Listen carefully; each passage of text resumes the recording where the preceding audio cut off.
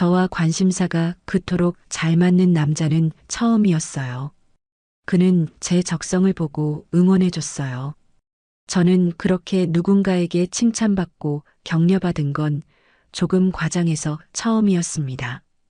저는 늘 저의 인생에 대해서 암울하다고 생각했었는데 그 남자는 늘 제 곁에서 잘하고 있다고 말해줬어요.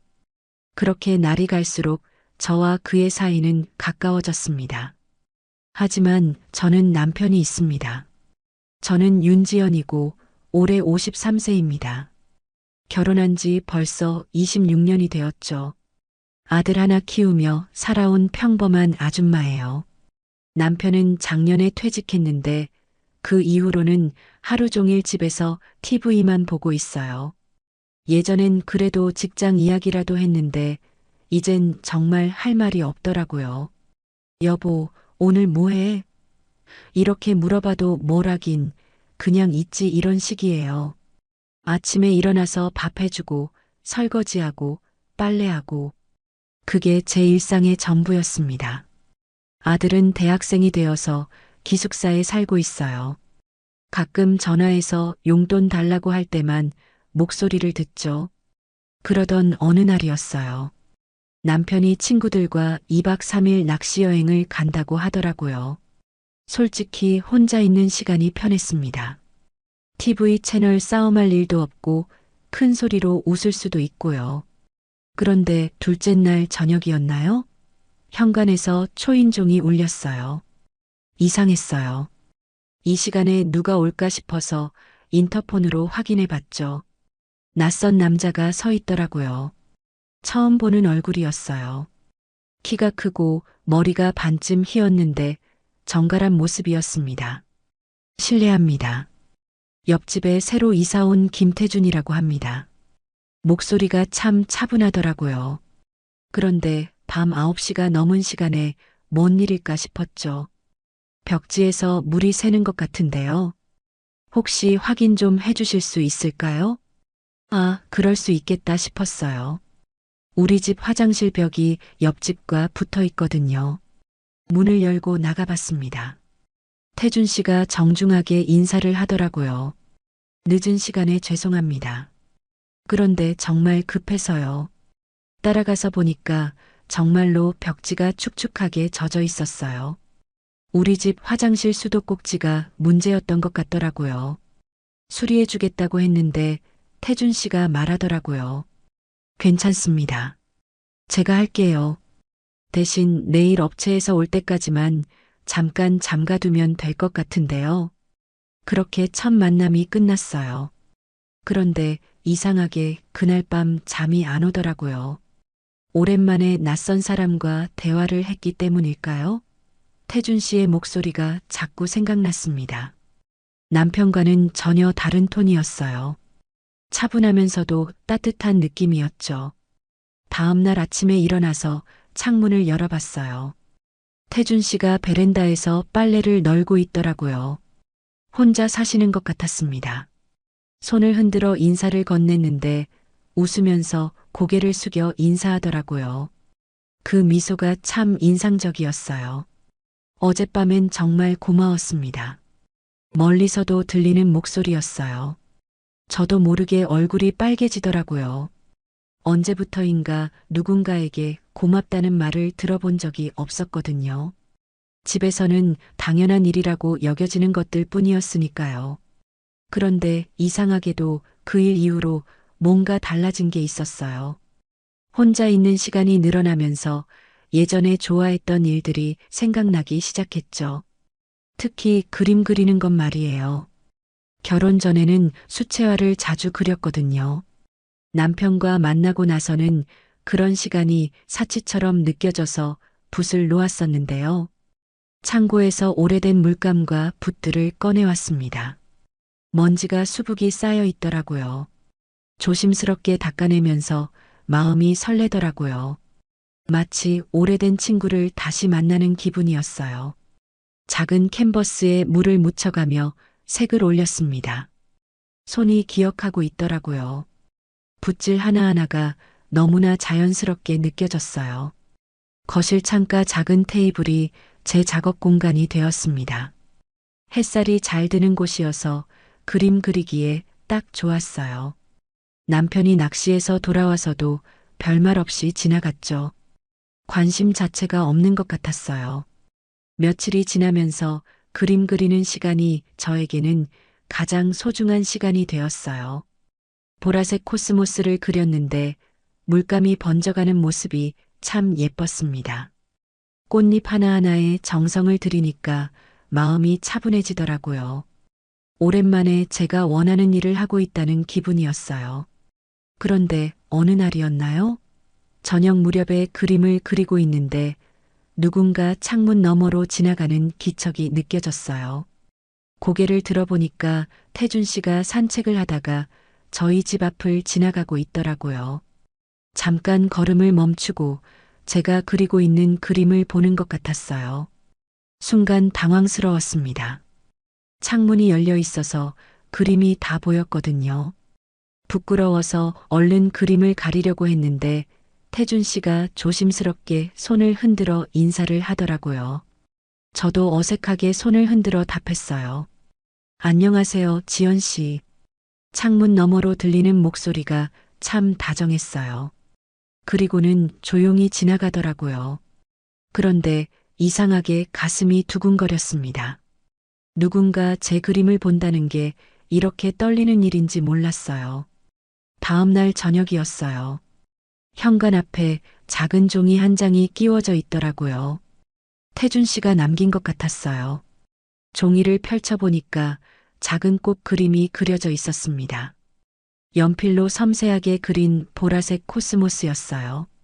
그 밑에 작은 글씨로 메모가 적혀 있었죠. 어제 창문으로 봤는데 이 꽃이 지연 씨 그림과 똑같더라고요. 제가 좋아하는 색입니다. 손이 떨렸어요. 누군가 제 그림을 이렇게 자세히 봐준 사람이 있었나 싶었거든요. 남편은 한 번도 제 그림에 대해 말해준 적이 없었어요. 그냥 그려. 이런 식이었죠. 그런데 태준 씨는 제가 그린 꽃의 색깔까지 기억하고 있었습니다. 종이를 가슴에 꼭 안고 있으니까 눈물이 날 것 같더라고요. 이렇게 작은 관심이 이렇게나 큰 감동이 될 수 있구나 싶었어요. 마치 오랫동안 목말랐던 사람이 물을 마시는 기분이었습니다. 그날 밤 남편에게 조심스럽게 말해봤어요. 여보, 요즘 그림 그리고 있는데 어때? 그림? 뭔 그림? 거실 창가에 그렇게 그림을 그리고 있었는데도 모르고 있었더라고요. 살짝 섭섭했지만 놀랍지는 않았어요. 워낙 관심이 없었으니까요. 수채화 말이야. 꽃 그림들. 그래. 취미 생긴 거 좋네. 그리고는 다시 TV에 시선을 돌리더라고요. 그게 전부였습니다. 반면에 태준 씨는 제가 쓴 보라색 하나까지 기억해주고 있었어요. 이런 차이가 있을 수 있구나 싶었죠. 태준 씨가 그려준 코스모스 그림을 책상 앞에 붙여두고 자주 보게 되었어요. 볼 때마다 마음이 따뜻해졌습니다. 누군가 나를 봐주고 있다는 느낌, 누군가 내가 하는 일에 관심을 가져준다는 느낌이 이렇게 소중한 건지 그때 처음 알았어요. 그렇게 며칠이 지나면서 태준 씨와 가끔 마주치게 되었어요. 아침에 쓰레기를 버리러 나갈 때, 저녁에 산책을 할 때 우연히 만나곤 했죠. 그럴 때마다 서로 인사를 나누었는데 뭔가 자연스러워지고 있었어요.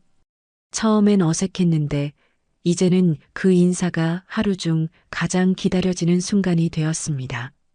어느 날 오후였어요. 마트에서 장을 보고 돌아오는 길이었는데 하늘이 갑자기 어두워지더라고요. 구름이 빠르게 몰려오면서 금세 먹구름이 하늘을 덮었어요. 이상하다 싶었는데 날씨 예보에서는 비 소식이 없었거든요. 비 오려나? 중얼거리면서 발걸음을 재촉했는데 정말로 빗방울이 한두 방울씩 떨어지기 시작했어요. 처음엔 가랑비 정도였는데 집까지 아직 한 블록이나 더 남았죠. 괜찮겠지 하면서 걷고 있는데 갑자기 하늘이 뚫린 것처럼 비가 쏟아지기 시작했습니다. 완전히 소나기였어요. 순식간에 온몸이 흠뻑 젖더라고요. 마트 봉지를 머리 위에 올려봤지만 별 소용이 없었어요. 비가 너무 세게 내렸거든요. 어쩔 수 없이 근처 상가 처마 밑으로 피했습니다. 옷이 다 젖어서 몸에 달라붙고 머리카락에서는 물이 뚝뚝 떨어졌어요. 거울을 보지 않아도 얼마나 볼품없는 모습인지 상상이 갔죠. 이런 모습을 누가 보면 어떻게 하나 싶어서 고개를 숙이고 있었어요. 그런데 누군가 빠른 걸음으로 달려오는 소리가 들렸어요. 고개를 들어보니까 태준 씨가 우산을 들고 저쪽 골목에서 뛰어오고 있더라고요. 비를 맞으면서도 저를 향해 달려오는 모습이었어요. 지연 씨, 괜찮으세요? 숨을 헐떡이면서도 걱정스러운 표정으로 물어보더라고요. 그리고는 망설임 없이 자신의 우산을 제 머리 위에 씌워주었습니다. 순간 비소리가 조용해졌어요. 아니에요. 저는 괜찮은데요. 태준 씨가 비 맞으실 것 같은데. 정말로 태준 씨는 우산 밖으로 반쯤 나와 있었어요. 어깨 부분이 비에 젖고 있었죠. 괜찮습니다. 집까지 같이 가요. 그렇게 우리는 좁은 우산 아래에서 나란히 걷기 시작했어요. 골목길이 좁다 보니까 어깨가 닿을 듯 말 듯한 거리였죠. 태준 씨의 체온이 느껴질 정도로 가까웠어요. 이상하게 심장이 빨리 뛰더라고요. 저 때문에 태준 씨까지 비 맞으시는 것 같아서 죄송해요. 아니에요. 저도 마침 나가려던 참이었거든요. 거짓말인 걸 알 수 있었어요. 태준 씨는 분명 저를 보고 우산을 가지고 나온 거였거든요. 그런데도 자연스럽게 말하는 모습이 고마웠습니다. 빗소리가 우산 위에서 똑똑 떨어지는 소리가 묘하게 운치 있었어요. 평소 같으면 비 맞는 게 짜증났을 텐데 이상하게 이 순간이 싫지 않았어요. 아니, 오히려 좋았습니다. 비 맞는 것도 나쁘지 않네요. 저도 모르게 그런 말이 나왔어요. 태준 씨가 저를 쳐다보더라고요. 그러게요. 가끔은 이런 것도 괜찮은 것 같아요. 그때 태준 씨의 목소리가 평소보다 부드러웠어요. 뭔가 다른 감정이 섞여 있는 것 같았죠. 저도 마찬가지였고요. 단순히 비를 피하는 상황이 아니라는 걸 우리 둘 다 알고 있었어요.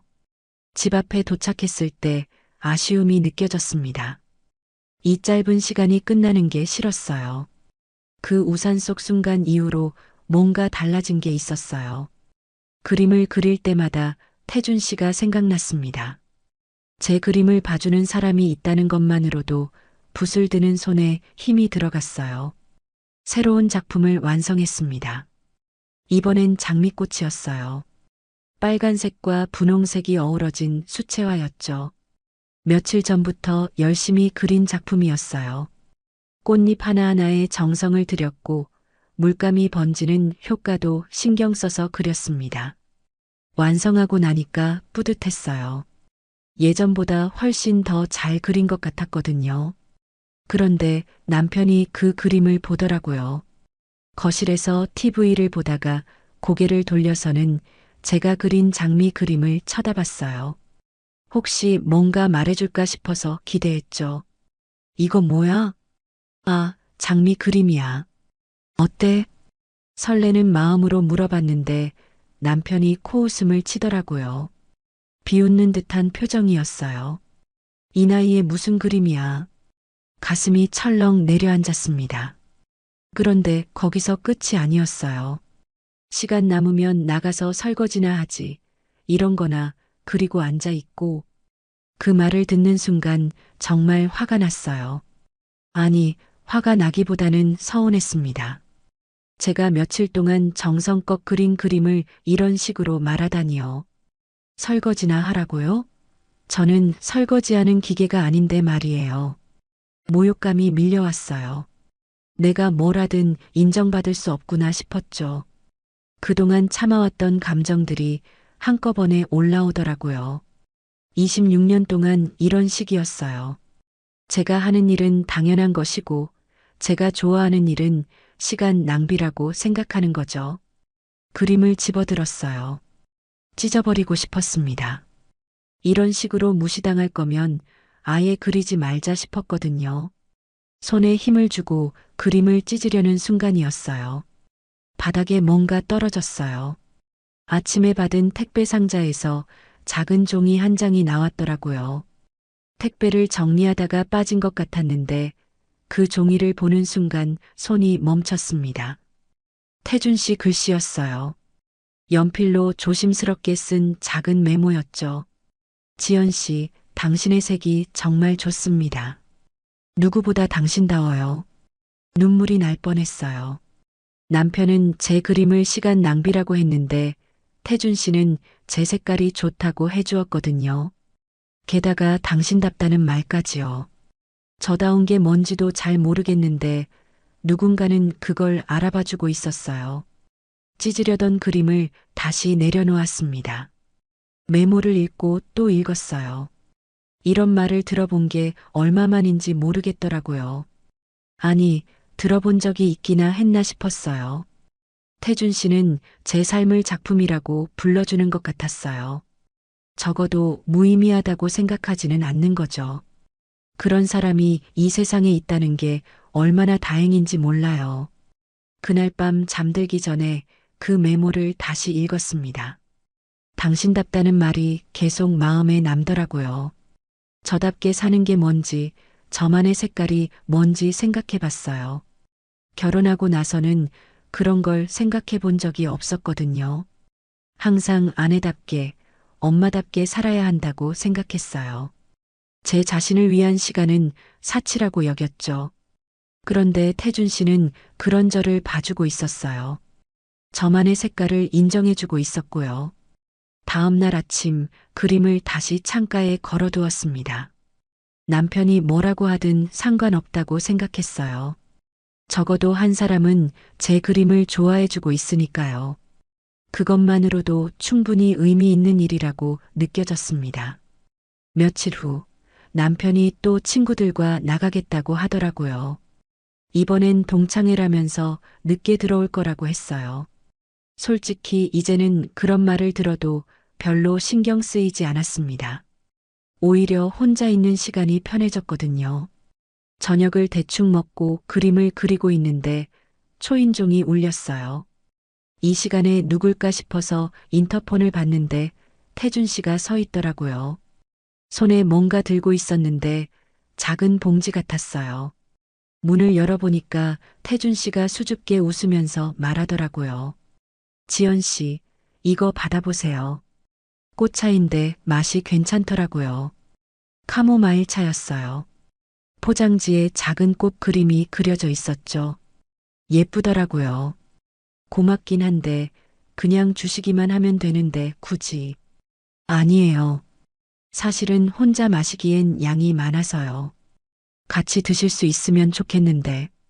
그렇게 말하는 태준 씨의 표정이 조심스러웠어요. 거절할까봐 걱정하는 것 같았죠. 저도 사실 외로웠거든요. 남편과는 대화다운 대화를 나눈 지가 언제인지 기억도 안 났어요. 그럼 들어오세요. 태준 씨를 거실로 안내했습니다. 처음으로 다른 남자를 집에 들인 거였어요. 이상하게 떨리더라고요. 급하게 거실을 정리하고 차를 우렸어요. 태준 씨는 제가 그린 그림들을 유심히 보고 있었어요. 정말 잘 그리시네요. 색감이 특히 예뻐요. 아니에요. 그냥 취미로 하는 거라. 취미라고 하기엔 너무 진지하게 그리신 것 같은데요. 마음이 느껴져요. 그런 말을 들으니까 기분이 좋았습니다. 누군가 제 마음을 알아준다는 느낌이었어요. 차를 마시면서 이런저런 이야기를 했어요. 태준 씨는 혼자 살면서 책 읽는 걸 좋아한다고 하더라고요. 퇴직 전엔 회사 일로 바빠서 못했던 것들을 하나씩 해보고 있다면서요. 지연 씨도 그림으로 새로운 시작을 하고 계시는 거군요. 새로운 시작이라고 하기엔 글쎄요. 아니에요. 분명히 새로운 시작이에요. 자신만의 세계를 만들어가고 있잖아요. 그때 태준 씨가 작은 스피커에서 음악을 틀어달라고 하더라고요. 휴대폰에서 재즈 음악이 흘러나왔어요. 차분하고 부드러운 멜로디였죠. 거실 분위기가 갑자기 달라졌어요. 음악을 들으면서 차를 마시니까 마음이 편안해졌습니다. 대화도 자연스러워졌고요. 태준 씨가 책 이야기를 해주는데 목소리가 참 좋더라고요. 오랜만에 이런 시간을 보내는 것 같았어요. 그런데 그때였어요. 태준 씨가 조심스럽게 손을 뻗더니 제 손등 위에 살짝 올려놓더라고요. 순간 숨이 멈춘 것 같았습니다. 심장이 빨리 뛰었어요. 지연 씨, 태준 씨가 제 이름을 부르는데 목소리가 평소와 달랐어요. 더 부드럽고 따뜻했죠. 이건 꿈 같은 현실이네요. 저도 모르게 그런 말이 나왔어요. 정말로 꿈 같았거든요. 이런 순간이 제게 올 줄 몰랐어요. 하지만 꿈은 깨야 하잖아요. 현실적인 말이 나왔지만 사실은 전혀 깨고 싶지 않았어요. 이 순간이 계속됐으면 좋겠다고 생각했죠. 태준 씨는 아무 말하지 않고 제 손을 더 꼭 잡아주었어요. 그 온기가 팔을 타고 온몸으로 퍼져나가는 것 같았습니다. 이런 느낌을 언제 마지막으로 느껴봤는지 기억이 안 났어요. 그날 밤 태준 씨가 돌아간 후에도 손등에 감촉이 남아 있었어요. 혼자 침대에 누워서 그 순간을 계속 떠올렸습니다. 처음으로 제 자신의 꿈을 붙잡고 싶다는 생각이 들었어요. 지금까지는 남편과 아들을 위해서만 살았는데 이제는 저를 위한 시간도 있어도 되지 않을까 싶었죠. 그 이후로 태준 씨와 자주 만나게 되었어요. 남편이 나간 저녁이면 태준 씨가 조심스럽게 찾아왔죠. 차를 마시면서 이런저런 이야기를 나누고 제 그림을 봐주기도 했어요. 그런 시간들이 제게는 가장 소중한 순간이었습니다. 어느 날은 태준 씨가 작은 화분을 가져왔어요. 제비꽃이었는데 보라색 꽃이 참 예뻤거든요. 지연 씨가 보라색을 좋아하시는 것 같아서요. 그런 세심함이 고마웠어요. 남편은 제가 뭘 좋아하는지 관심도 없었는데 태준 씨는 제가 그린 그림의 색깔까지 기억해주고 있었거든요. 며칠 전부터 남편이 동창들과 1박 2일로 여행을 간다고 했어요. 오랜만에 푹 쉬겠다면서 기분 좋게 나갔죠. 저도 마음이 편했습니다. 태준 씨와 조금 더 여유롭게 시간을 보낼 수 있을 것 같았거든요. 그날 저녁에도 태준 씨가 왔어요. 이번엔 와인을 한 병 가져왔더라고요. 특별한 날 아니에요? 오늘만큼은 조금 특별하게 보내요. 거실에 촛불도 켜고 음악도 틀었어요. 마치 레스토랑 같은 분위기가 되었죠. 와인을 조금씩 마시면서 이야기를 나누는데 평소보다 더 가까워진 느낌이었어요. 지연 씨, 언제가 가장 행복하세요? 갑작스러운 질문이었어요. 언제가 가장 행복한지 생각해 본 적이 없었거든요. 글쎄요, 그림 그릴 때? 아니면 지금 같은 순간? 지금 같은 순간이요? 네, 누군가와 이렇게 마음을 나누는 시간이 행복해요. 태준 씨가 미소를 지었어요. 그리고 제 손을 다시 잡아주었죠. 이번엔 더 자연스러웠어요.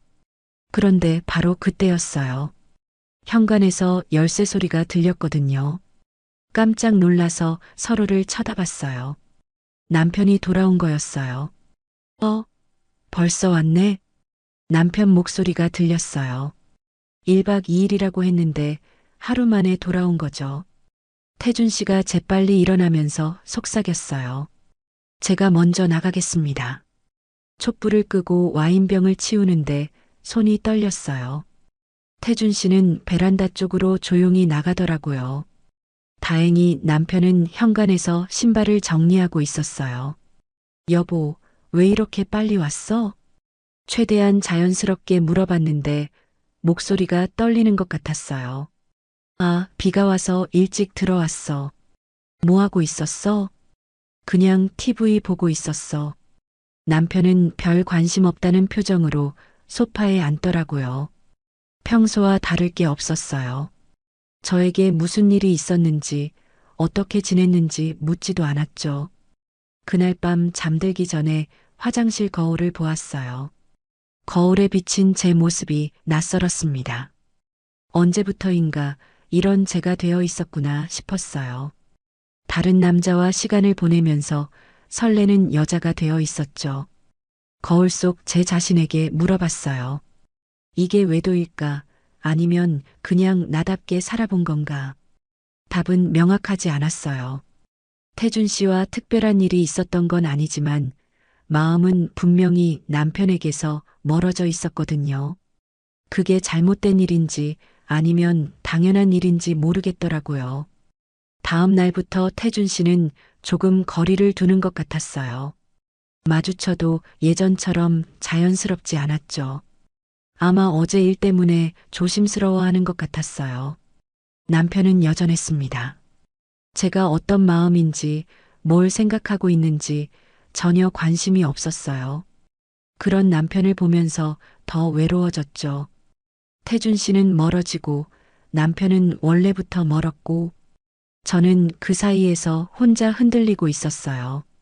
그렇게 며칠이 지나면서 태준 씨와의 거리감이 계속 느껴졌어요. 예전처럼 자연스럽게 인사를 나누기도 어려워졌죠. 그런데 이상하게 그 거리감이 더 견디기 힘들었어요. 가까이 있을 때보다 멀어졌을 때 더 간절해지더라고요. 그러던 어느 날 갑자기 생각이 났어요. 대학 동창 중에 제주도에 사는 친구가 있었거든요. 오랫동안 연락을 안 했는데 그 친구한테 전화를 걸어봤습니다. 진짜 지연이야? 어쩐 일이야? 아니야. 그냥 안부 물어보려고. 혹시 제주도 구경 좀 할 수 있을까? 당연하지. 언제든 와. 그렇게 핑계가 생겼어요. 남편한테는 동창회 겸 제주도 여행을 간다고 했습니다. 1박 2일 정도라고 하니까 별로 관심 없다는 표정이었어요. 그래, 좀 쉬다 와. 그게 전부였죠. 어디 가든 언제 오든 상관없다는 시기였어요. 공항에 가는 길에 태준 씨한테 조심스럽게 메시지를 보냈어요. 제주도에 잠깐 갔다 올 예정이에요. 답장이 바로 왔더라고요. 혹시 괜찮다면 저도 제주도에 갈 일이 있는데 가슴이 뛰었어요. 우연일까 싶었지만 어쨌든 함께 갈 수 있다는 게 기뻤죠. 김포공항 2시 비행기예요. 저도 같은 비행기입니다. 정말 우연인지 계획인지 모르겠었지만 어쨌든 운명 같다는 생각이 들었어요. 공항에서 태준 씨를 만났을 때 어색했어요. 처음으로 집 밖에서 만나는 거였거든요. 그런데 동시에 설레기도 했습니다. 마치 새로운 세계로 떠나는 기분이었어요. 비행기 안에서는 많은 대화를 나누지 않았어요. 그냥 나란히 앉아 있는 것만으로도 충분했죠. 가끔 태준 씨가 창밖을 가리키며 구름 이야기를 해주는데 그런 작은 순간들이 소중했어요. 제주도에 도착해서는 따로 숙소를 잡았어요. 그래도 함께 돌아다니기로 했죠. 성산 일출봉도 가고 한라봉 따기 체험도 했어요. 오랜만에 이렇게 자유로운 기분을 느꼈습니다. 특히 바닷가를 걸을 때가 좋았어요. 파도 소리를 들으면서 나란히 걷는데 서울에서는 느낄 수 없었던 평온함이 있었죠. 태준 씨도 평소보다 편안해 보였어요. 지연 씨, 여기 오니까 마음이 다르네요. 저도요.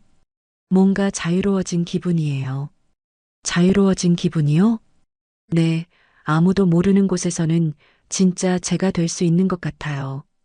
그날 저녁에는 작은 카페에서 시간을 보냈어요. 제주도의 조용한 카페였는데 창밖으로 바다가 보였죠. 커피를 마시면서 서로의 이야기를 더 깊이 나누었어요. 둘째 날 밤이었어요. 내일이면 서울로 돌아가야 한다는 생각에 아쉬웠죠. 호텔 로비에서 마지막 차를 마시고 있는데 태준 씨가 갑자기 진지한 표정을 지었어요. 지연 씨, 네, 저 말씀드리고 싶은 게 있어요. 심장이 빨리 뛰기 시작했어요. 뭔가 중요한 이야기일 것 같았거든요. 함께 새 출발해요. 예상했던 말이면서도 실제로 들으니까 당황스러웠어요. 누가 뭐라고 하든 전 당신이 좋아요. 정말로 좋아요. 태준 씨의 목소리가 간절했어요. 진심이라는 게 느껴졌죠. 태준 씨, 저와 함께 새로운 삶을 시작해봐요. 당신은 지금보다 훨씬 더 행복할 자격이 있어요. 눈물이 날 것 같았어요. 누군가 저에게 이런 말을 해준 게 언제였는지 기억이 안 났거든요. 당장은 못 떠나지만 제가 한 대답이었어요. 솔직한 마음이었죠. 이 사랑 잊지는 않을게요. 태준 씨가 제 손을 꼭 잡아주었어요. 아무 말 없이 그렇게 있었어요. 사랑과 현실 사이에서 저는 아직도 망설이고 있었습니다. 떠나고 싶은 마음과 떠날 수 없는 현실 사이에서 말이에요. 제주도에서 돌아온 후 며칠 동안은 멍하니 지냈어요. 태준 씨의 고백이 계속 머릿속에 맴돌았거든요. 함께 새 출발하자는 말, 그리고 제가 행복할 자격이 있다는 말이요. 그런 말을 들어본 게 언제였는지 기억도 안 났어요. 남편은 여전했습니다. 제가 어디 갔다 왔는지, 뭘 했는지 묻지도 않았어요. 그냥 잘 갔다 왔어? 한마디가 전부였죠. 그런 무관심이 예전에는 서운했는데, 이제는 오히려 다행이라는 생각까지 들었어요. 그런데 이상하게도 그림이 그리고 싶어졌어요. 제주도에서 본 바다, 태준 씨와 함께 걸었던 길, 그 모든 순간들을 캔버스에 담고 싶었거든요. 마치 그렇게 해야 그 시간들이 진짜가 될 것 같았어요. 새로운 그림을 시작했습니다.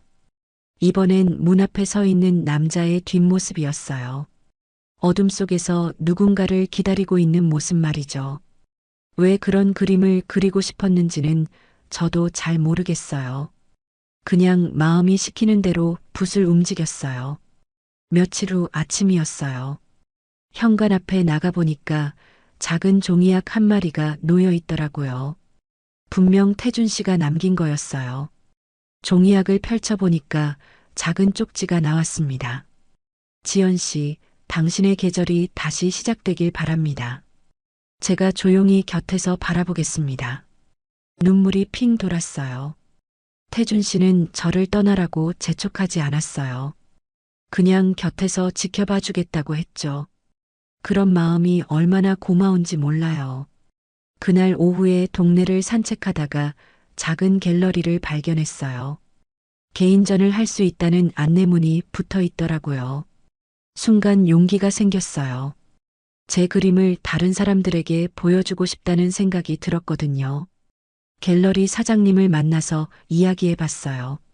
친절하신 분이었는데 제 그림들을 보더니 좋다고 하시더라고요. 소박하지만 진심이 느껴져요. 한 달 후에 전시해 보시는 게 어때요? 믿기지 않았어요. 제가 전시회를 한다니요. 평생 꿈꿔보지도 못한 일이었거든요. 남편한테는 말하지 않았어요. 어차피 관심도 없을 것 같았고 혹시 반대할까 봐서요. 혼자서 조용히 준비했습니다. 새로운 작품들도 더 그렸어요. 전시회 제목은 다시 봄으로 정했어요. 제 인생에 다시 찾아온 봄을 의미하는 거였죠. 그리고 제일 마음에 드는 작품의 제목은 노크라고 했어요. 문 앞에 서 있는 남자 뒷모습을 그린 그림 말이에요. 전시회 당일이 되었어요. 떨렸지만 설레기도 했어요. 몇 분 안 되는 사람들이었지만 제 그림을 보러 와주었거든요. 어떤 분은 노크라는 작품 앞에서 오래 서 계시더라고요. 이 그림 뭔가 애틋해요. 기다림의 미학이 느껴져요. 그런 말을 들으니까 뿌듯했어요.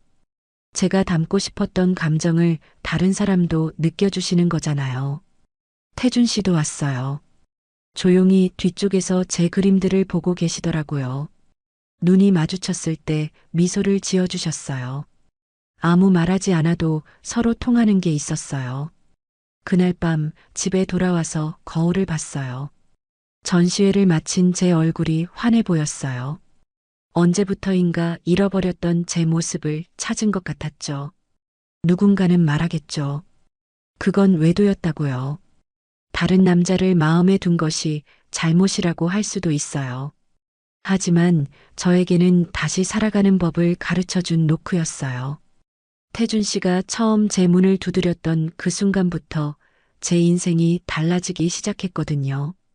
그림도 다시 그리게 되었고 제 자신을 돌아볼 시간도 생겼어요. 누군가 저를 봐주고 있다는 것만으로도 살아갈 힘이 생겼죠.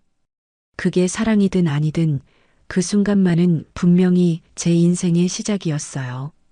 53세에 찾은 새로운 시작 말이에요. 사별한 60대 집주인의 밤을 50대 가사도우미가 대신 채웠습니다. 제가 가사도우미로 취직한 어느 집주인의 방에서 있었던 일이었어요. 옷장을 청소하다 딱딱한 게 만져졌어요. 봉투였습니다. 거기엔 이렇게 적혀 있었어요. 지우에게. 지우는 집주인의 이름이었어요. 봉투에 들은 건 예쁜 글씨체가 빼곡히 적힌 편지였습니다. 그러다 갑자기 큰 인기척이 났어요. 저 일자리 쫓겨나는 건 아니겠죠? 저는 54세 박세정입니다. 그 집 문을 처음 열었을 때의 느낌을 아직도 잊을 수 없습니다. 너무나 조용했어요. 마치 시간이 멈춘 것 같은 그런 정적이었죠. 발소리조차 내기 미안할 정도로 말입니다. 안녕하세요, 박세정입니다. 현관에서 인사를 드렸는데 대답이 없더군요. 잠시 후 복도 끝에서 한 남자분이 나타나셨습니다. 오지우 씨였어요. 키가 크시고 어깨가 넓으신 분이었는데 표정이 참 무덤덤하셨습니다. 아, 네. 들어오세요. 말씀도 짧게 하시고 눈도 잘 마주치지 않으셨죠. 전직 교장 선생님이라고 들었는데 딱 그런 느낌이었어요. 단정하고 깔끔하지만 어딘가 차갑고 거리감이 느껴지는 그런 분위기였습니다. 집안을 둘러보니 정말 깨끗했어요. 하지만 뭔가 이상했습니다. 너무 깨끗한 거예요. 마치 박물관 같다고 할까요? 사람이 살고 있는 집 같지 않았어요. 모든 게 제자리에 있고 먼지 하나 없고 그런데 생기가 전혀 느껴지지 않았습니다. 거실을 청소하다가 벽에 걸린 액자를 보게 됐어요. 중년의 여성이 환하게 웃고 있는 사진이었습니다. 아름다운 분이셨어요. 그런데 그 사진을 보는 순간 가슴이 먹먹해졌어요. 사진 속 여성의 눈빛이 너무나 따뜻했거든요. 제 아내입니다. 언제 다가오셨는지 지우 씨가 제 뒤에 서 계셨어요. 깜짝 놀랐죠. 그분의 목소리가 갑자기 달라져 있었거든요. 아까의 무뚝뚝함이 사라지고 뭔가 떨리는 듯한 목소리였습니다. 예쁘신 분이네요. 제가 조심스럽게 말씀드렸더니 지우 씨가 고개를 끄덕이셨어요. 그리고는 한참 동안 그 사진을 바라보시더군요. 저는 그때 알았습니다. 이 집의 정적이 무엇인지를요. 이곳은 누군가를 잃은 사람이 혼자 사는 집이었어요. 청소를 계속하면서 느꼈는데 지우 씨는 저를 의식하고 계셨어요. 제가 어디로 가는지, 뭘 하는지 계속 신경 쓰고 계시는 게 느껴졌거든요. 하지만 직접 말을 걸거나 하지는 않으셨죠. 그냥 멀리서 지켜보기만 하셨습니다. 오후가 되어서야 지우 씨가 처음으로 말을 거셨어요. 차 한 잔 드실래요? 너무 갑작스러웠어요. 하루 종일 말씀도 없으시다가 갑자기 차를 권하시니까요. 그런데 그 말을 하실 때 지우 씨의 표정이 조금 다르더군요. 뭔가 외로워 보이셨어요. 주방에서 차를 우리시는 지우 씨의 뒷모습을 보면서 생각했습니다. 이 큰 집에서 혼자 차를 마시고 혼자 밥을 먹고 혼자 잠들고 계시는구나. 그 생각을 하니 마음이 아팠어요. 고맙습니다. 차를 받으며 말씀드렸는데 지우 씨가 저를 빤히 보시더군요. 뭔가 말하고 싶어 하시는 것 같았지만 결국 아무 말씀도 하지 않으셨어요. 그렇게 우리는 조용히 차를 마셨습니다. 그날 집에 돌아가는 길에도 계속 생각났어요. 그 조용한 집, 그 외로운 뒷모습, 그리고 사진 속 여성의 따뜻한 미소가요. 그 다음 주에 다시 지우 씨 집에 갔을 때 안방 드레스룸을 청소하게 됐습니다. 옷장이 참 크더군요. 높은 천장까지 닿을 정도로 말이에요. 그런데 옷이 별로 없었어요. 지우 씨 옷 몇 벌과 한쪽 구석에 여성 옷들이 조금 걸려 있을 뿐이었죠. 옷장 뒤쪽을 청소하려고 손을 뻗었는데 뭔가 딱딱한 게 만져졌어요. 봉투였습니다. 누런 편지 봉투 하나가 옷장 틈새에 끼어 있었거든요. 호기심이 생겼어요. 뭐가 들어있을까 싶어서 꺼내봤습니다. 봉투 겉면에 글씨가 적혀 있었어요. 지우에게라고 쓰여 있었죠. 글씨체가 참 예뻤습니다. 여성스럽고 단정한 글씨였어요. 그 순간 가슴이 쿵했습니다. 이게 사진 속 그 여성분이 쓰신 편지구나 싶었거든요. 그게 뭡니까? 갑자기 뒤에서 지우 씨 목소리가 들렸어요. 깜짝 놀라서 돌아봤는데 지우 씨 얼굴이 하얗게 질려 있었습니다. 평소에 침착하던 모습과는 완전히 달랐어요. 눈이 크게 떠져 있고 입술이 파르르 떨리고 계셨거든요. 죄송해요. 청소하다가 우연히.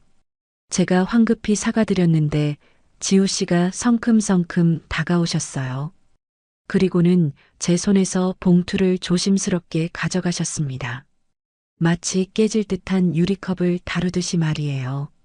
그건 제 아내가 마지막으로 남긴 편지입니다. 지우 씨의 목소리가 떨리고 있었어요. 봉투를 가슴에 꼭 안고 계시는데 손이 부들부들 떨리시더군요. 그 모습을 보니 제 마음도 아팠습니다. 얼마나 소중한 편지인지 알 것 같았거든요. 아직 열어보지 못했습니다. 지우 씨가 중얼거리듯 말씀하셨어요. 그 말을 듣는 순간 가슴이 먹먹해졌어요. 아내분이 돌아가신 지 얼마나 됐는지는 모르겠지만 아직도 그 편지를 열어보지 못하고 계신 거예요. 얼마나 아프실까 싶었습니다. 지우 씨가 침대에 털썩 앉으셨어요.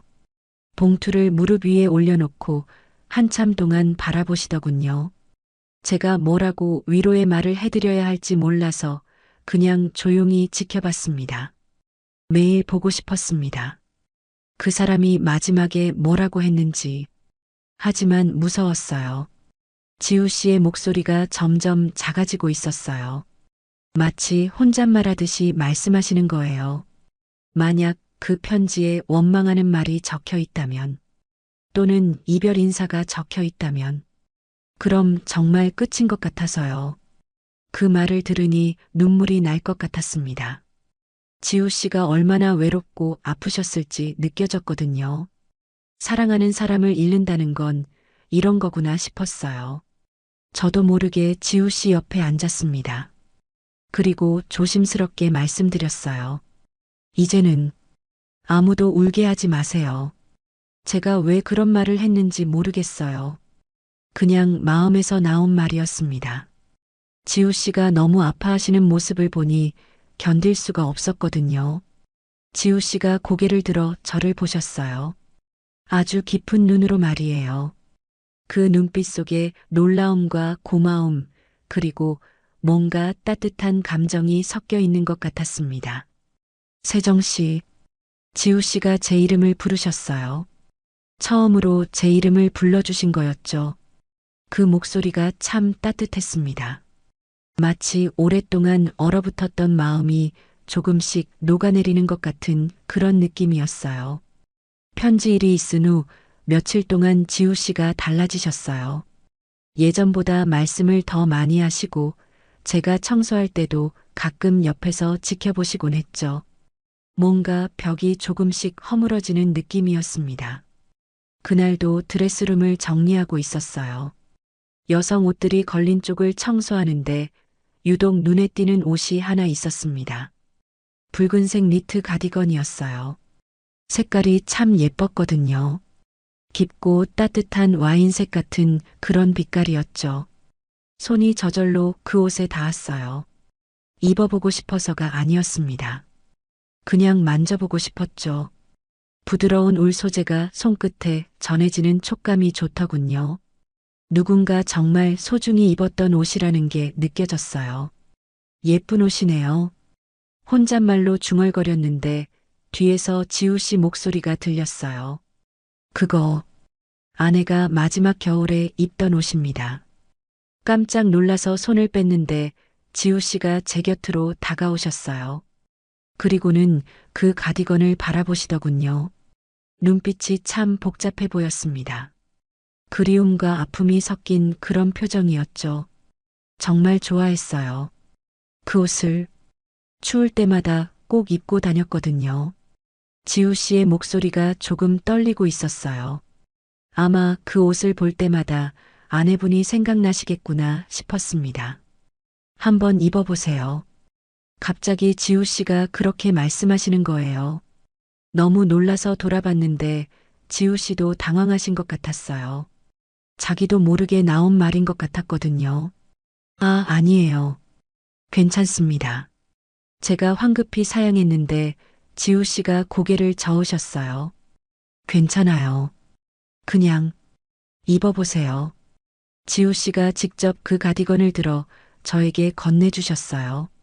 손이 떨리고 있었지만 거절할 수가 없었습니다. 뭔가 간절한 마음이 느껴졌거든요. 조심스럽게 가디건을 입었어요. 생각보다 잘 맞더군요. 거울을 보니 정말 예뻤습니다. 색깔이 제 피부톤과 잘 어울렸어요. 그런데 동시에 묘한 기분이 들었습니다. 다른 사람의 옷을, 그것도 돌아가신 분의 옷을 입고 있다는 게 말이에요. 지우 씨가 저를 빤히 보고 계셨어요. 한참 동안 아무 말씀도 없으시더니 조용히 말씀하셨습니다. 세정 씨한테 잘 어울리네요. 그 말을 들은 순간 가슴이 철렁했어요. 이게 맞나 싶었거든요. 남의 아내 옷을 입고 예쁘다는 말을 듣는 게 말이에요. 죄스러운 마음이 들었습니다. 그런데 이상했어요. 죄스럽긴 했지만 기분이 나쁘지 않았어요. 오히려 따뜻한 느낌이었습니다. 마치 누군가의 따뜻한 마음을 입은 것 같은 그런 느낌이었죠. 어쩌면 제가 그 순간부터 이미 지우 씨의 기억에 들어가고 있었는지도 몰라요.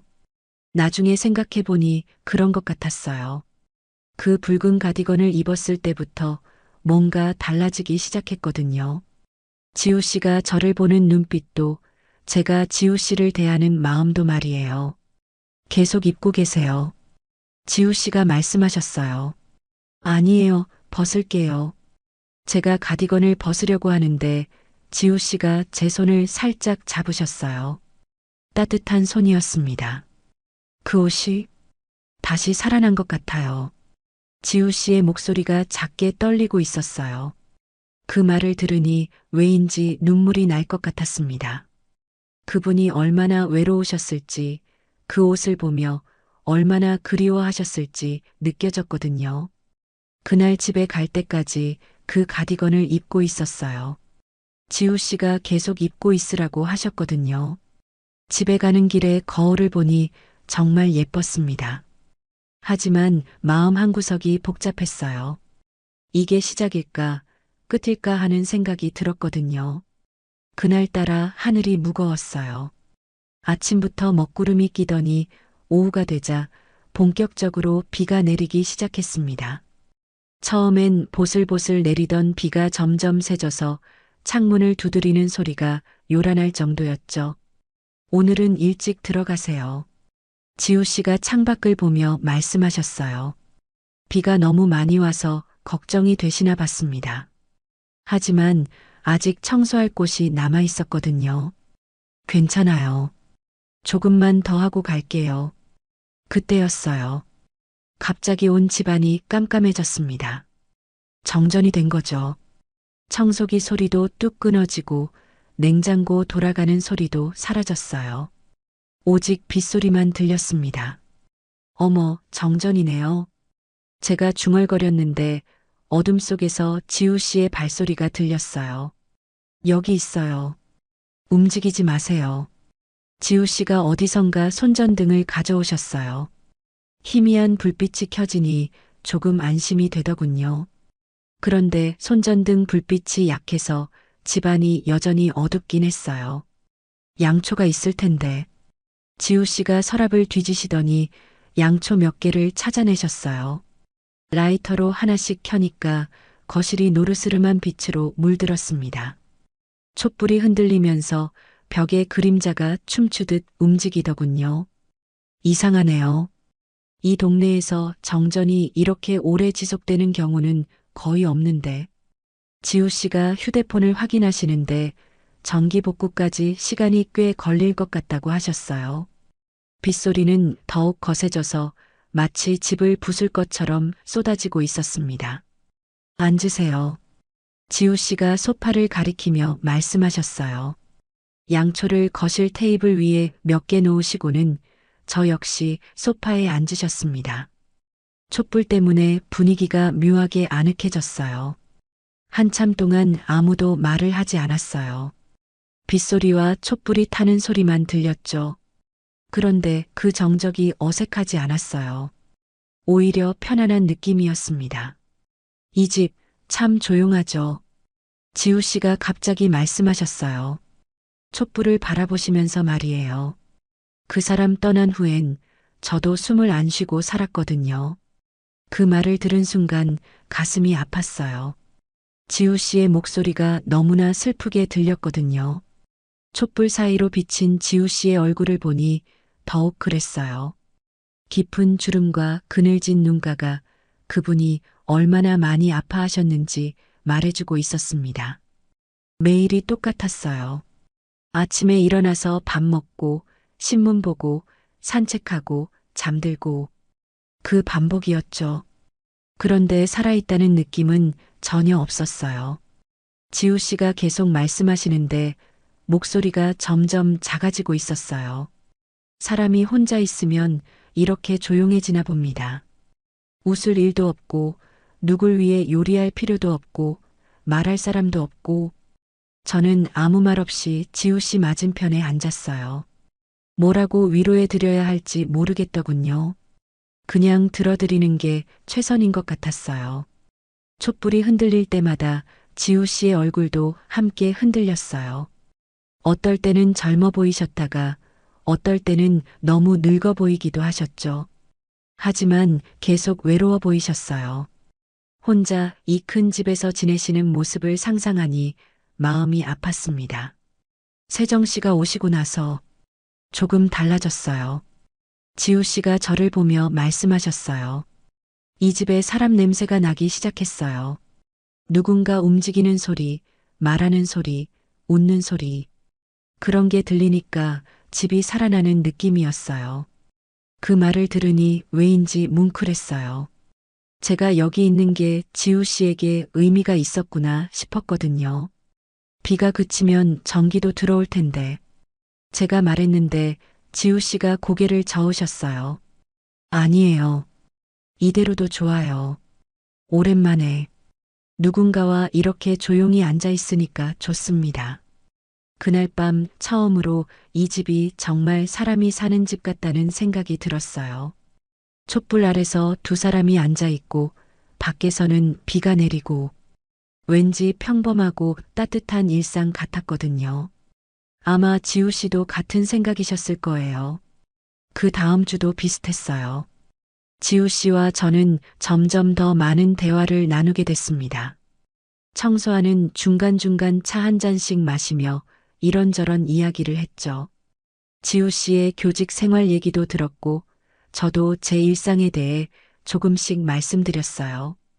그날도 평소처럼 청소를 마치고 짐을 챙기고 있었습니다. 해가 저물어가는 시간이었어요. 현관에서 신발을 신으려는데 뒤에서 지우 씨의 목소리가 들렸어요. 세정 씨. 돌아보니 지우 씨가 복도 끝에 서 계셨어요. 뭔가 말하고 싶어 하시는 것 같았는데 망설이고 계시더군요. 입술을 몇 번 달싹거리시다가 결국 입을 다무셨어요. 네, 무슨 일이세요? 제가 물어봤는데 지우 씨가 한 걸음 다가오셨어요. 그리고는 조심스럽게 말씀하셨습니다. 오늘 그냥 가지 마세요. 그 말 한마디에 제 발이 멈췄어요. 심장도 덩달아 멈춘 것 같았죠. 지우 씨의 목소리가 떨리고 있었거든요. 평소의 침착한 모습과는 전혀 달랐어요. 저기, 혹시 괜찮으시다면, 지우 씨가 말을 잇지 못하고 계셨어요. 뭔가 부탁하고 싶으신 것 같았는데, 어떻게 말해야 할지 모르시는 것 같았거든요. 네, 괜찮아요. 제가 신발을 다시 벗으며 말씀드렸어요. 사실 왜 그렇게 대답했는지 저도 모르겠어요. 그냥 지우 씨의 표정을 보니 혼자 계시게 하기가 싫었거든요. 고맙습니다. 지우 씨가 안도의 표정을 지으시더군요. 그리고는 주방으로 향하셨어요. 차라도 한 잔 끓여드릴게요. 저도 따라가서 주방에 섰어요. 지우 씨가 찻잔을 꺼내시는데 잠시 손을 멈추시더군요. 차를 2잔 끓인 적 아내 떠난 이후로 처음입니다. 그 말씀을 하실 때 지우 씨의 목소리가 참 쓸쓸하게 들렸어요. 얼마나 오랫동안 혼자 차를 마셔오셨을까 싶었습니다. 물이 끓는 동안 저희는 아무 말 없이 서 있었어요. 주전자에서 나는 소리만 들렸죠. 그런데 그 침묵이 불편하지 않았어요. 오히려 편안했습니다. 앉으세요. 지우 씨가 찻잔 2개를 식탁에 놓으시며 말씀하셨어요. 저는 평소에 앉던 자리가 아닌 지우 씨 바로 옆자리에 앉았어요. 왜 그랬는지는 모르겠어요. 그냥 더 가까이 있고 싶었거든요. 맛있네요. 차를 한 모금 마시며 말씀드렸는데 지우 씨가 미소를 지으셨어요. 처음 본 지우 씨의 진짜 미소였어요. 눈가에 주름이 생기면서 얼굴 전체가 부드러워지더군요. 아내가 좋아하던 차예요. 캐모마일 차. 향이 좋아요. 대화를 나누다 보니 자연스럽게 손이 테이블 위로 올라갔어요. 지우 씨의 손도 찻잔 옆에 놓여 있었죠. 그때 제가 찻잔을 옮기려다가 실수로 지우 씨 손등에 살짝 닿았어요. 그 순간 심장이 이상하게 뛰더군요. 마치 10대 때 처음 좋아하는 사람 손을 잡았을 때처럼 말이에요. 지우 씨도 깜짝 놀라신 것 같았어요. 손을 빼실 법도 한데 그러지 않으셨거든요. 죄송해요. 제가 황급히 사과했는데 지우 씨가 고개를 저으셨어요. 괜찮아요. 그리고는 조심스럽게 제 손 위에 본인 손을 올리셨어요. 따뜻한 손이었습니다. 거칠지만 부드러운 그런 손이었죠. 오랜만이에요. 이렇게 누군가와 함께 차를 마시는 게. 지우 씨의 목소리가 작아지고 있었어요. 세정 씨가 있으니까 이 집이 다시 살아나는 것 같아요.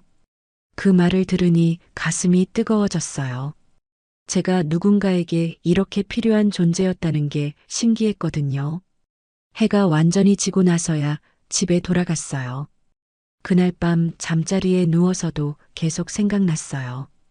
지우 씨의 따뜻한 손길, 그 조심스러운 목소리, 그리고 제 심장을 뛰게 했던 그 순간들이요. 뭔가 변하고 있다는 걸 느꼈어요. 저도 지우 씨도 말이에요. 하지만 무서우면서도 설레는 마음이었습니다. 그날 이후로 뭔가 달라졌어요. 매주 한 번씩 그 집에 갔는데 청소보다는 지우 씨와 시간을 보내는 게 더 중요해졌습니다. 일을 끝내고 나면 자연스럽게 주방에서 차를 끓였고 거실 소파에 나란히 앉아 이야기를 했죠. 가끔은 그냥 앉아서 차만 마셨어요. 말도 거의 없었습니다. 그런데 이상하더군요. 말이 없어도 마음은 자꾸 움직였어요. 지우 씨가 찻잔을 들 때마다, 창밖을 바라볼 때마다, 작은 한숨을 쉴 때마다 제 마음도 따라 움직이는 게 느껴졌거든요. 어느 날은 지우 씨가 옛날 사진첩을 꺼내 보여주셨어요. 젊은 시절 아내분과 함께 찍은 사진들이었죠. 여행 사진도 있고 결혼식 사진도 있었어요. 사진 속 두 사람이 참 행복해 보였습니다. 정말 예쁜 커플이었네요. 제가 말하니까 지우 씨가 쓸쓸하게 웃으셨어요. 그때는 영원할 줄 알았어요. 함께 늙어가는 게 당연한 줄 알았죠. 사진첩을 넘기시는 지우 씨의 손이 떨리고 있었어요. 마지막 페이지에는 병원에서 찍은 사진이 있었습니다. 많이 야윈 아내분이 침대에 누워 계신 사진이었죠. 마지막까지도 미안하다고 하더군요. 먼저 가서 미안하다고. 지우 씨의 목소리가 갈라지고 있었어요. 저는 그냥 조용히 들어드렸습니다. 뭐라고 위로해 드려야 할지 몰랐거든요. 또 다른 날에는 지우 씨가 요리를 해주셨어요. 된장찌개였는데 정말 맛있었습니다. 아내가 된장찌개를 참 좋아했어요. 맨날 끓여달라고 했죠. 지우 씨도 요리를 잘하시네요. 혼자 살다 보니 배우게 됐어요. 처음엔 라면도 제대로 못 끓였는데 그렇게 소소한 이야기들을 나누면서 점점 가까워졌어요. 지우 씨도 저에 대해 궁금해 하셨는데 제 이야기도 조금씩 들려드렸죠. 이혼한 이야기, 혼자 살면서 힘들었던 이야기들 말이에요. 저도 외로웠거든요. 지우 씨만큼은 아니겠지만 그날 밤은 유독 조용했어요. 바람도 없고 차 소리도 거의 들리지 않았죠. 거실에서 차를 마시고 있는데 지우 씨가 갑자기 물으셨어요. 누군가 곁에 있어줬던 밤 기억나요? 너무 갑작스러운 질문이었어요. 하지만 그 의미를 알 것 같았습니다. 외로운 밤에 누군가 함께 있어준다는 게 얼마나 소중한지를 말씀하시는 것 같았거든요. 저는 고개를 끄덕였어요. 생각해보니 정말 오랜만이었습니다. 누군가와 이렇게 조용히 밤 시간을 보내는 게 말이에요. 저도 기억나요. 정말 오래됐지만 그 순간 지우 씨가 제 손을 가만히 감싸셨어요. 따뜻한 손이었습니다. 오래된 담요처럼 포근했어요. 거칠지만 부드럽고 큼직하지만 조심스러운 그런 손길이었죠. 세정 씨가 여기 있으니까 이 집이 다시 따뜻해져요. 지우 씨의 목소리가 작게 떨리고 있었어요. 저도 이 집에 오는 게 좋아요. 제가 솔직하게 대답했어요. 정말 그랬거든요. 이 집에 오면 마음이 편안해졌어요. 지우 씨와 함께 있으면 외롭지 않았고 누군가에게 필요한 사람이 된 것 같았죠. 그럼 더 자주 와도 될까요? 지우 씨가 조심스럽게 물으셨어요. 마치 거절당할까봐 두려워하시는 것 같았거든요. 네, 좋아요. 제 대답에 지우 씨가 환하게 웃으셨어요. 그 웃음을 보니 제 마음도 따뜻해졌습니다. 그날 밤 늦게까지 함께 있었어요. 별다른 이야기를 한 건 아니었지만 그냥 함께 있다는 것만으로도 좋았어요. 지우 씨의 손이 제 손을 감싸고 있는 동안 세상에서 가장 안전한 곳에 있는 기분이었습니다. 집에 돌아가는 길에 생각했어요. 이게 사랑일까요? 아니면 그냥 외로운 사람끼리의 위로일까요? 확실하지는 않았지만 분명한 건 지우 씨와 함께 있을 때가 가장 행복하다는 거였어요. 그날은 유독 늦은 시간까지 함께 있었어요. 밖에서는 가을바람이 창문을 살살 두드리고 있었고 거실에는 은은한 조명만 켜져 있었습니다. 차를 다 마신 후에도 자리를 뜨지 못했어요. 뭔가 특별한 기운이 감돌고 있었거든요. 오늘따라 왜 이렇게 시간이 빨리 가는 걸까요? 지우 씨가 벽시계를 보며 중얼거리셨어요. 벌써 밤 9시가 넘어가고 있었죠. 평소 같으면 진작 집에 가야 할 시간이었는데 발길이 떨어지지 않았습니다. 저도 그런 것 같아요. 소파에 앉아있던 제가 대답했어요. 지우 씨는 제 맞은편에 앉아 계셨는데 뭔가 말하고 싶어 하시는 것 같았어요. 입술을 몇 번 달싹거리시다가 결국 조용히 말씀하셨습니다. 세정 씨, 혹시 이상하게 생각하실지 모르겠지만, 네, 요즘 하루하루가 기다려져요. 세정 씨가 오시는 날이. 그 고백을 듣는 순간 가슴이 뜨거워졌어요. 저도 같은 마음이었거든요. 지우 씨를 만나는 날이 일주일 중에서 가장 기다려지는 날이었으니까요. 저도 마찬가지예요. 제가 작은 목소리로 대답했어요. 그러자 지우 씨의 눈빛이 달라지더군요. 뭔가 간절하면서도 조심스러운 그런 눈빛이었어요. 가까이 와도 될까요? 지우 씨가 조심스럽게 물으셨어요. 저는 고개를 끄덕였습니다. 지우 씨가 천천히 제 옆으로 자리를 옮기셨어요. 그리고는 가만히 제 옆에 앉으셨죠. 갑자기 피곤함이 밀려왔어요. 요즘 일이 많아서 몸이 힘들었거든요. 그런데 지우 씨가 옆에 앉아 계시니까 마음이 편안해지면서 동시에 나른해졌습니다. 조금 기대도 될까요? 제가 작은 목소리로 물어봤어요. 지우 씨가 놀란 것 같았지만 곧 고개를 끄덕이셨습니다. 저는 처음으로 지우 씨의 어깨에 기대었어요. 넓고 따뜻한 어깨였습니다. 오랜만에 느끼는 안정감이었죠. 누군가의 품에서 쉴 수 있다는 게 이렇게 좋은 거였구나 싶었어요. 지우 씨는 말없이 저를 품에 안아주셨어요. 조심스럽게 마치 깨지기 쉬운 것을 다루듯이 말이에요. 그분의 체온이 제게 전해져 왔고 심장 뛰는 소리도 들렸습니다. 편안하세요? 지우 씨가 작게 물으셨어요. 저는 고개를 끄덕였습니다. 정말 편안했거든요. 이런 기분이 언제적인지 기억도 안 날 정도로 오랜만이었어요. 한참 그렇게 있다가 지우 씨가 조심스럽게 제 이마에 입맞춤을 하셨어요. 부드럽고 따뜻한 입맞춤이었습니다. 사랑하는 사람에게 하는 그런 입맞춤이었죠. 이 밤 저에겐 두 번째지만 처음처럼 떨립니다. 지우 씨의 목소리에 진심이 느껴졌어요. 아마 아내분과 함께했던 시간들을 말씀하시는 것 같았어요. 그런데 지금 이 순간이 처음처럼 떨린다고 하시니까 제 마음도 뭉클해졌습니다. 저는 아무 말도 하지 않았어요. 뭐라고 대답해야 할지 몰랐거든요. 대신 지우 씨의 손을 꼭 잡았습니다. 그게 제 대답이었어요.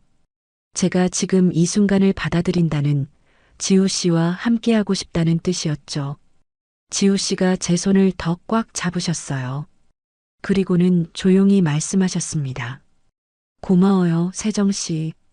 다시 살아있다는 느낌을 주셔서. 그 말을 들으니 눈물이 날 것 같았어요. 제가 누군가에게 이렇게 소중한 존재가 될 수 있다는 게 신기했거든요. 저도 고마워요. 이렇게 따뜻하게 안아주셔서. 그날 밤은 정말 특별했어요.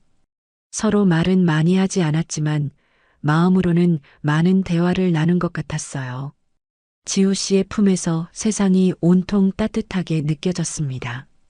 집에 가는 시간이 되어서도 헤어지기가 아쉬웠어요.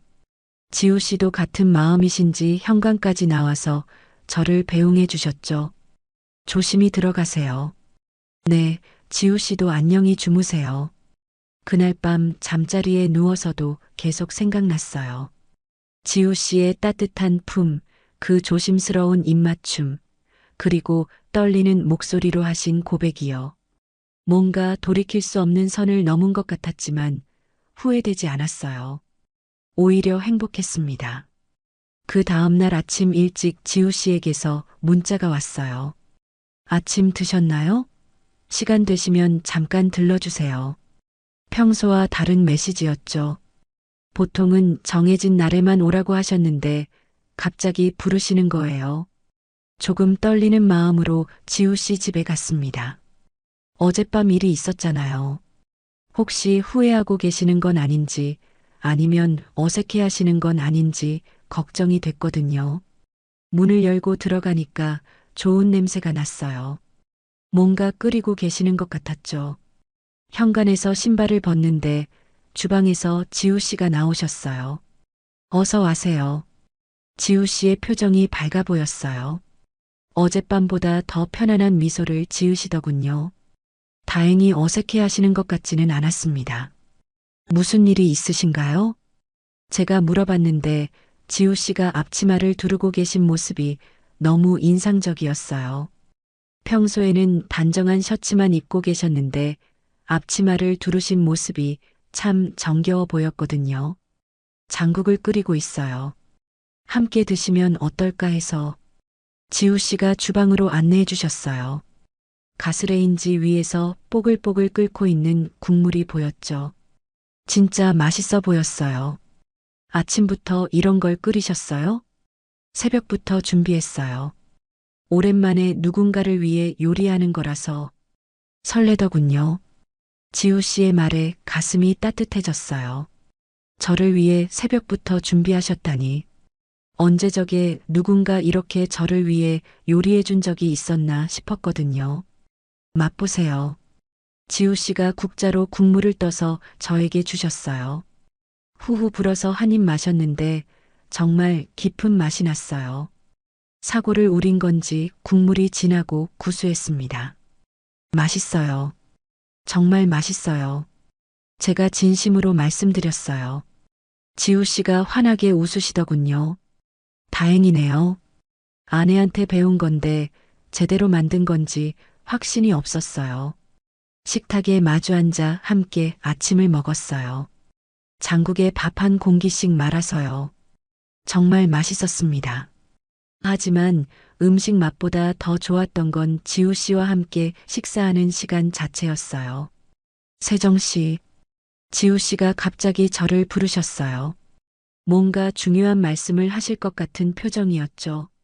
매주 토요일 이 집에 와주실 수 있겠어요? 그 말에 제 마음이 뛰었어요. 정기적으로 만나자는 의미였죠. 청소일이 아니라 그냥 함께 시간을 보내자는 뜻이었어요. 저는 웃으며 고개를 끄덕였습니다. 사실 저도 그런 마음이었거든요. 지우 씨와 더 많은 시간을 보내고 싶었어요. 좋아요. 저도 그러고 싶었어요.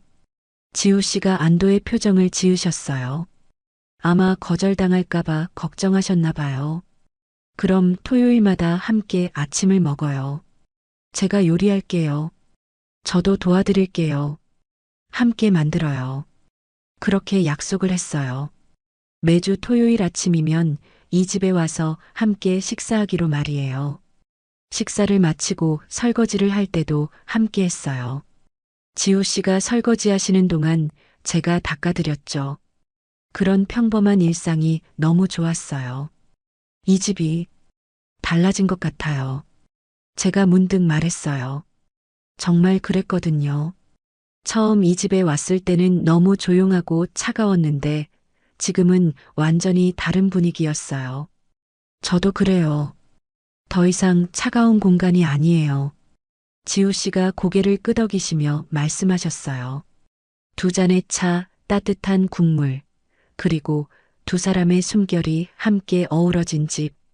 이제야 정말 집 같아요. 지우 씨의 말에 저도 공감했어요. 이 집에 사람이 살기 시작한 거예요. 지우 씨도 그리고 저도 말이에요. 저도 다시 살아가기 시작한 것 같아요. 제가 솔직하게 말씀드렸어요. 정말 그랬거든요. 지우 씨를 만나면서 제 삶도 달라지기 시작했어요. 매일매일이 기다려지고 뭔가 의미가 있는 것 같았죠. 그날 오후까지 함께 있었어요. 거실에서 책도 읽고 음악도 듣고 이런저런 이야기도 나눴죠. 평범한 일상이었지만 너무 행복했습니다. 집에 가는 길에 생각했어요. 이제 정말 새로운 시작인 것 같다고. 지우 씨와 저 둘 다 각자의 상처를 안고 살아왔지만 이제는 함께 치유해 나갈 수 있을 것 같았어요. 매주 토요일이 기다려졌습니다.